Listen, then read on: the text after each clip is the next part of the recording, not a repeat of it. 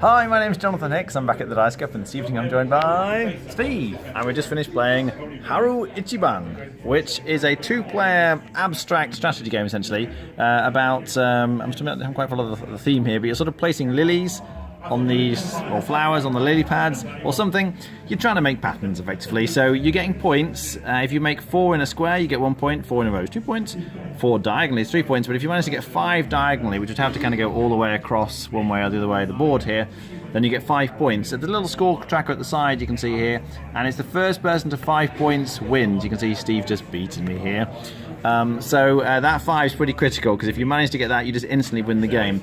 But otherwise, you're kind of playing rounds, gradually accruing points until somebody gets to 5.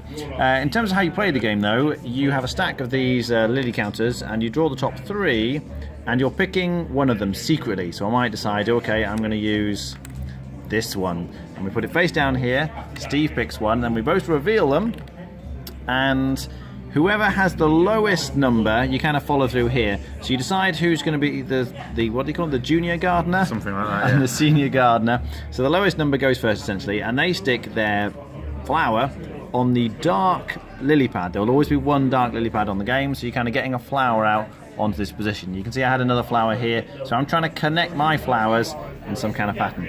Then the senior gardener, the one with the higher number, sticks a flower on one of the frogs. You can see there are 2 frogs here. It doesn't actually matter. Steve can stick it on either frog, so maybe he decides to go there. And then he repositions the frog where he thinks would be best. And then I, as the junior gardener, get to push a row, if you like, of lily pads by 1 space in 1 direction. So I might be trying to get my lilies closer together. So I might decide to push these all the way, oops, if I don't slide it off, in that direction there. Incidentally, you could just move 2 or just move 1, but I've chosen to move all 3 here, trying to get my sort of diagonal line. And then finally, the senior gardener picks one of the lily pads and flips it over and turns it into a dark lily pad, which is obviously going to be important for the next round, because you're then placing on a dark lily pad. So then you draw another one and compare it with the ones you sort of already had. And again, you decide which one you're going to pick. Maybe I'm going to go with this one this time. And you place it and reveal. And again, we go the same stack again. So, oh, but it's a tie this time. Now, Ribbit. if it's a tie, the first person to say ribbit gets wins, if you like. And then you put your flowers on your coloured frog. So mine would go on the yellow one. Steve's would go on the pink one. And because he won the ribbit competition, he gets to decide where the frogs go now. So he's going to try and line them up in order to get the set in a row here. So you keep taking it in turns until you get through them all. If no one scored by the end, you just sort of reset. Every time somebody scores, all the flowers come off, although all the pads stay where they are, and you sort of reset and go for another round.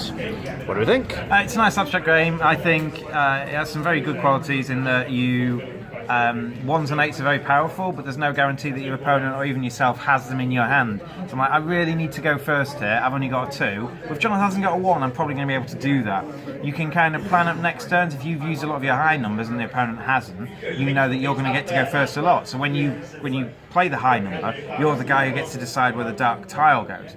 And that means you might now have your 1s and 2s available so that you can grab the dark tile and you've put it in a favourable place. It feels like the action to move things around on the board is super strong, so 1s may be better than 8s, and at some point in the game you'll get the 1s. As we were playing, most of the time we got through the stack of lily pads. Rarely did we kind of get to the point where someone had scored a point with some lily pads left there. So probably the number you need access to, you nearly always have it. It's a bit of a weird rule, this ribbit rule. It just seems to be the only rule that doesn't kind of fit to me. It just needs to be, this kind of needs to be like a 2-player abstract that's like semi-perfect in that you can skill it out, but you might be hampered by the numbers. But this ribbit rule, you're like, well, okay, fine. Like, the only time the colours of frogs matter is when you play the same number, which you might end up doing if you know your opponent's about to win. If they go first, so you might have to play your 1, or they're going to play their 1 as well. You know there's going to be a ribbit. So if you can plan that ribbit right, I don't know. It didn't feel like, it felt like coincidental when that happened. I don't think that's there. But for a 2-player game, it took us 15-20 minutes. Rating? I think it's good. I think if I want to play a 2-player abstract game, there are better games out there. So although I like the game, I don't know how often I'd want to play it. So I'm going to rate it 6.5. Okay. Yeah, I'm not a huge abstract fan, I have to say. Steve likes his abstracts much more than I do. I like the theme of this one. You know, it's light and it's very easy to play in that sense. Although the decision each time about which number to pick is surprisingly difficult because you're just picking one number each time and then you decide where to place them.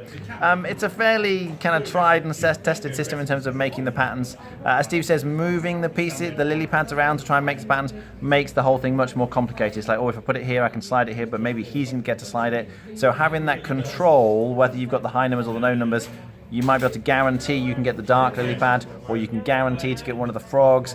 But yeah, it's tricky. It is tricky. I'm not, as I say, I'm not a huge fan, and I think Steve's hit the nail on the head really. In terms of abstract games, there are other games I'd rather play than this one. But I think it's a well-designed game. I think it would be good for families. I think I'd also be on a 6.5 out of 10. All right, thanks for watching. That was Haru Ichiban.